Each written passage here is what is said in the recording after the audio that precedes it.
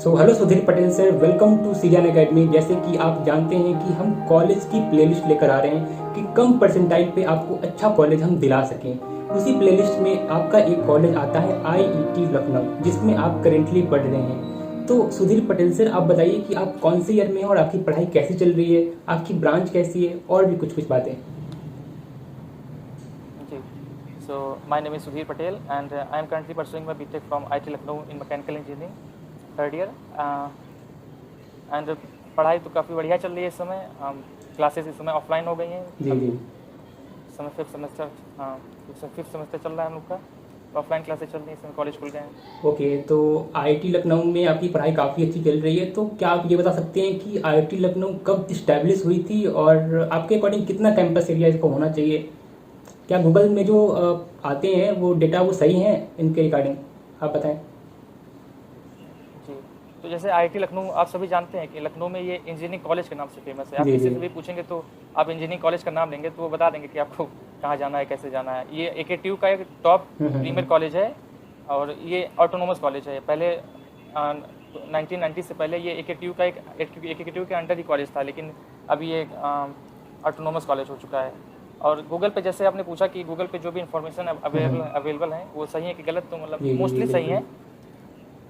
बाकी अब अभी जी, डिस्कस करते हैं। जैसे कि ये भी एक बात है कि जो मतलब एनआईटीज हो गई, आईआईटीज हो गई, उनके बाद ये कॉलेजेस आती है, राइट? जी। जी तो आप बताएं कि कनेक्टिविटी के बारे में बात करें तो आईआईटी लखनऊ कहाँ पे आपका स्थित है, कि आसपास का एरिया कैसा है, और जैसे कि रेलवे स्टेशन हो गई, एयरपोर्ट हो गई, और भी क्या क्या आसपास लैंडमार्क एरिया है? जी, तो जैसा आप जानते हैं, आप जानते ही होंगे कि एकेटीयू जी जी। जानकीपुरम में स्थित है।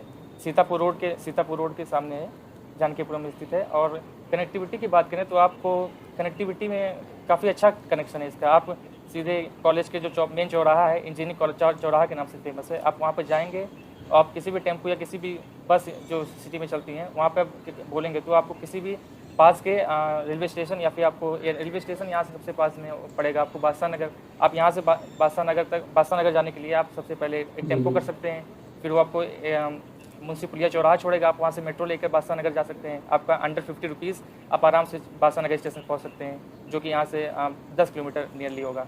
उसके बाद आप एयरपोर्ट की बात कर सकते हैं, तो एयरपोर्ट थोड़ा 10-15 किलोमीटर दूर पड़ेगा, तो उसके लिए भी आपको आराम से फैसिलिटी मिल ओके, जाएगी। मीन्स आईआईटी कॉलेज जो है आपका बहुत ही सेंटर पे स्थित है, जहाँ से हर एक चीज़ पास में है, राइट? जी, बिल्कुल मेन सिटी में है ना, इसीलिए इसका जी जी कनेक्टिविटी जी काफ़ी जी अच्छा है। बिल्कुल बिल्कुल। जितने भी हाँ ये तो, और बात करें आगे कि आईआईटी कॉलेज की हमने कनेक्टिविटी के बारे में बात कर ली, बट आईआईटी कॉलेज के अंदर के बारे में बात करें तो आप बताएं कि इंस्टीट्यूशन फीस या फिर हॉस्टल फीस, ये दोनों मिलाकर कितना हो सकता है और कितना लगा था आपके टाइम पे? हम्म। जी, तो जैसे मैं इस समय थर्ड ईयर में हूँ, तो मैंने एडमिशन लिया था जी जी। 2019 में उस समय। तो और इस समय भी फीस नियरली सेम ही है। तो टोटल ऐसा लगती है कि ट्यूशन फीस जो होती है वो जी जी। 84,000 एटी होती फोर है, थाउजेंड प्लस आपको हम्म 84,000 जी, प्लस आपको जो हॉस्टल फी देनी होती है। आप एडमिशन के समय अगर हॉस्टल लेते हैं कॉलेज में, जो कि हॉस्टल के बारे में बता देता हूँ आपको कि आईटी में 6 बॉयज़ हॉस्टल हैं और 3 जी। गर्ल्स हॉस्टल हैं, with full wifi connectivity and land connectivity. So आपको हॉस्टल अगर लेना है तो आप 14,500 रुपये में आपको हॉस्टल मिल जाएंगे, प्लस 17,000 रुपये पर 6 अच्छा महीने अच्छा। के लिए, साल में 2 सेमेस्टर पर सेमेस्टर वाइज। हाँ, 17,000 रुपये पर सेमेस्टर वाइज आपको मेस फी देनी होती है, प्लस 4,000 रुपये आपको एक साल एचएमसी देनी होती है, हॉस्टल मैनेजमेंट कमेटी, जिसका काम आपको वाईफाई, हॉस्टल के मैनेजमेंट, आपके रूम में कुछ भी लाइट बल्ब, आपके फ़ैन ख़राब हो जाते हैं तो उसके लिए होती है। तो कुल मिला के आपको नियरली 1,35,000 एट अ अच्छा टाइम अच्छा। लगता है एडमिशन के मीन्स समय आपका मिला के। ओवरऑल फीस के बारे में बात करें तो 130 टू 140 के बीच में रेंज कर सकता है। अच्छा, जी, तो फिर जो ये हॉस्टल में रहने का सेंस जो है वो कंपलसरी है या फिर ऑप्शनल है आपके लिए, लाइक ब्लेंडेड मोड है कि आप रहो या ना रहो? नहीं, हॉस्टल में रहना कंपल्सरी नहीं है, ऑप्शनल है। आप बाहर भी ले सकते हैं, कई सारे बच्चे जी बाहर जी भी रह जी के पढ़ते बिल्कुल, हैं। Thank you. जी सो अपनी बात की फीस की और हॉस्टल फीस के बारे में बात कर ले। सो आप बताइए कि इसमें एडमिशन किस तरह स्टूडेंट्स ले सकते हैं और कौन कौन से स्ट्रीम्स ऑफर किए जा रहे हैं, जैसे कि कौन कौन से ब्रांच? अभी मैंने कुछ साल पहले देखा था कि बस 5-6 ही ब्रांच थे, लेकिन अब कुछ ब्रांच इसमें अपग्रेड कर दिए गए हैं। तो आप वो भी बताएं कि कौन कौन से ब्रांच आ गए हैं नए, और इनमें एडमिशन आप कैसे ले सकते हैं इन कॉलेजेस में?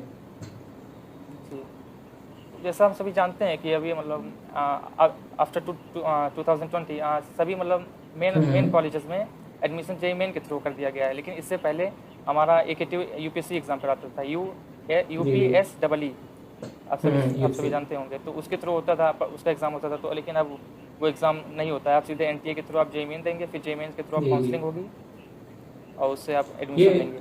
और इसमें ब्रांचेस की बात आपने पूछी, तो इसमें मतलब आपको सभी कोर ब्रांचेस मिल जाएंगे, computer science, information technology, electrical, electronics, mechanical, chemical, और भी आपको सारी मिल जाएंगे। साथ में आपको एमटेक के लिए भी होता है, यहाँ पर पीएचडी भी होती है, एमबीए, एमसीए, ये सारी चीज़ें भी स्ट्रीम आपको। अच्छा, बात करें कि किसी जनरल रैंक पे या जनरल परसेंटाइल पे आपको कितने परसेंटाइल स्कोर करने होंगे कि आपको टॉप 3 ब्रांचेस इजीली मिल सकती है इस कॉलेज में?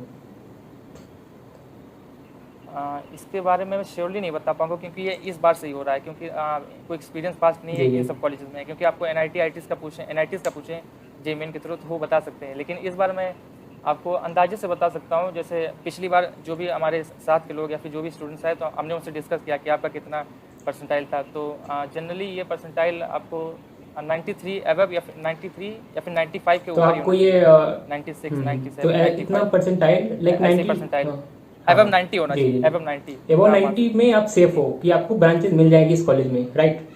ब्रांचेस मिल जाएंगी, हाँ। और टॉप ब्रांचेस के लिए आपको 95 एबव चाहिए होगा, 96, 96। जी बिल्कुल बिल्कुल। और ठीक है, स्ट्रीम्स आपने बताया कि और काफ़ी नए स्ट्रीम्स भी इसमें जुड़ गए हैं, जैसे इंस्ट्रूमेंटेशन इंजीनियरिंग, और फिर और जो नए नए ब्रांचेज आ रहे हैं वो सभी इसमें ऐड होते जा रहे हैं, राइट? हाँ जी जी। तो मीन्स ब्रांच वाइज भी देखा जाए तो आपको सारी ब्रांचेज इसमें मिल रही है, तो कलेक्शन अच्छा है इनमें स्ट्रीम्स का, राइट? तो आगे बात करें कि कॉलेज की अंदर की, तो स्पोर्ट्स फैसिलिटीज़ के बारे में बताइए या स्पोर्ट्स फेस्ट के बारे में बताइए, जो मतलब इंटर जो कॉलेज होते हैं या इंट्रा कॉलेज होते हैं, दूसरे कॉलेज के साथ कंपटीशन जो होते हैं, और जो कल्चरल फेस्टिवल है वो क्या, उनका क्या सीन है इस कॉलेज में? क्या वो होते हैं या फिर ऐसे नहीं होते हैं?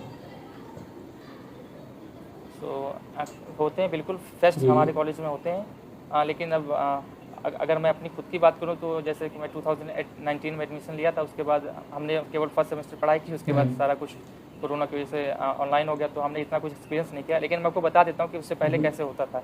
उससे पहले हमारे कॉलेज में फेस्ट, इंट्रा फेस्ट में ब्रांच वाइज फेस्ट भी होते थे, जो कि हमारे थर्ड ईयर सेकेंड ईयर के सीनियर्स मिलकर मेनली फर्स्ट ईयर के लिए कराते थे, जिनमें आपको एल्केमी होता था, केमिकल ब्रांच कराते थे, स्पंदन सिविल, मैकफेस्ट होता था, उसके साथ ही टेक फेस्ट होता था, कॉलेज कराता था, अंकुरन के नाम से फेमस था ये। इसमें रोबोटिक्स कोडिंग कॉम्पिटिशन्स होते थे, इसमें मतलब दूसरे कॉलेज के भी बच्चे पार्टिसिपेट करते थे इसमें। फिर कॉलेज फेस्ट भी होता है हम लोग का, जो कल्चरल होता है, कल्चरल और टेक्निकल दोनों उसमें मिक्स होते हैं, कॉलेज फेस्ट इन कोर के नाम से। ओके, मीन्स आप कॉलेज में बोर फील नहीं करोगे, आपको हर टाइम टू टाइम आपको फेस्ट कराए जाएंगे। स्पोर्ट्स फैसिलिटीज भी काफ़ी सारी है, जो स्टूडेंट्स स्पोर्ट्स में काफ़ी इंटरेस्ट है वो काफ़ी अच्छा कर सकते हैं इस कॉलेज से, राइट? जी, काफ़ी सारी फैसिलिटीज़ हैं, काफ़ी सारी आपको अपॉर्चुनिटीज़ मिलती हैं। बस बात यही है कि कोरोना की वजह से हम लोग जो चीज़ एक्सपीरियंस नहीं कर पाए, वो आगे आने वाले बच्चे एक्सपीरियंस करेंगे, ये सिक्योरिटी है। ओके, तो प्लेसमेंट का यहाँ पे क्या रोल है? क्या आपको एवरेज प्लेसमेंट कितना मिलता है? हाईएस्ट प्लेसमेंट कितना जा चुका है? हाईएस्ट प्लेसमेंट तो मैंने जहाँ तक सुना है कि काफ़ी अच्छा प्लेसमेंट है इसका।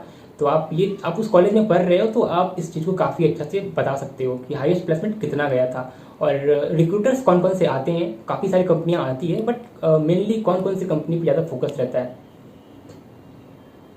जी जी, तो प्लेसमेंट हमारे कॉलेज में प्लेसमेंट सेल हमारे कॉलेज का एक मैनेज करती है, जो मतलब काफ़ी अच्छे रिक्रूटर्स प्रोवाइड कराती है अपने स्टूडेंट्स को।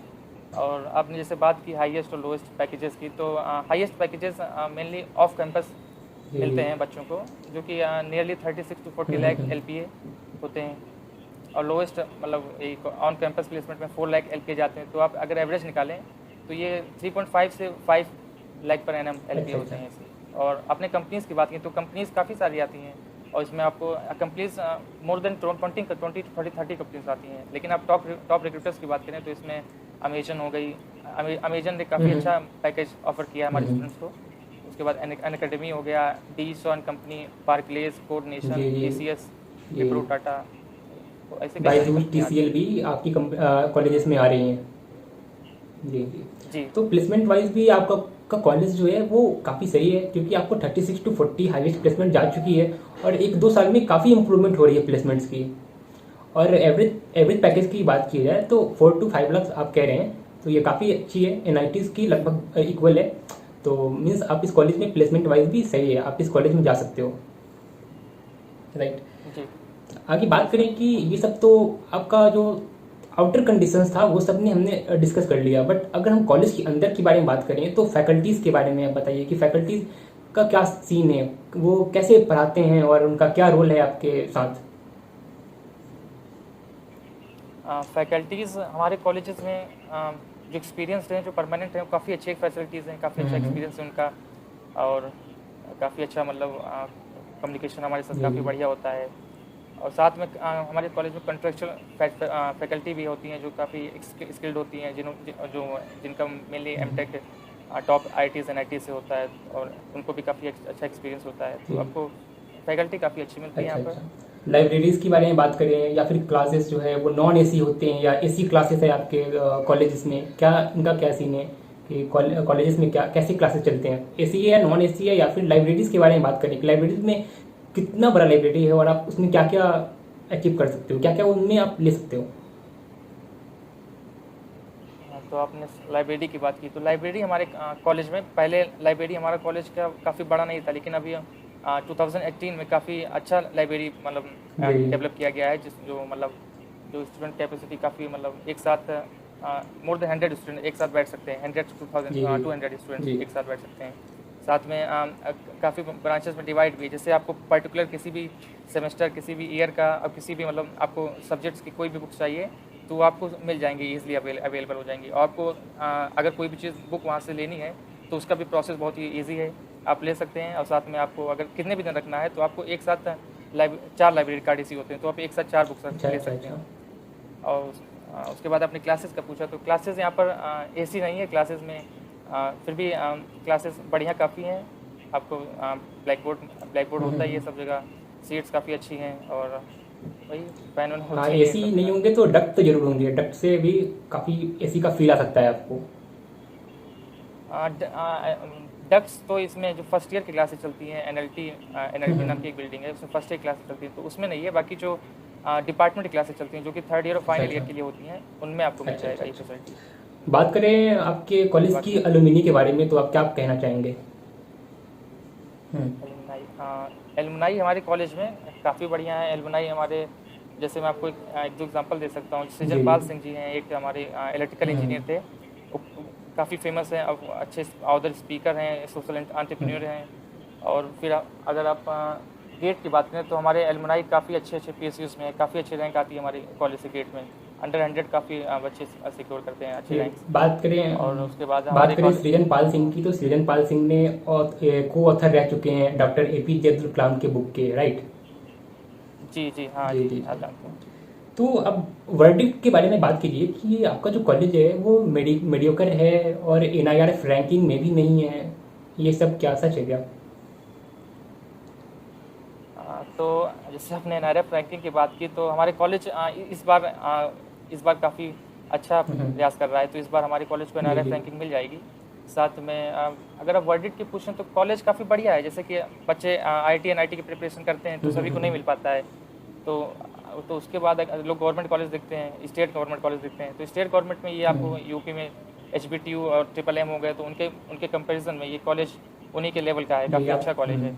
तो आप अगर टॉप कॉलेजेस स्टेट में चाहते हैं तो आपको IIT काफ़ी अच्छा मतलब पैकेज है वो ऐसे। मीन्स यही कहने का सेंस है कि आपको अगर स्टेट गवर्नमेंट कॉलेज चाहिए, कम फीस में आपको कॉलेज चाहिए, आपको काफ़ी सारे अचीवमेंट्स भी चाहिए, तो ये कॉलेज बेस्ट है, राइट।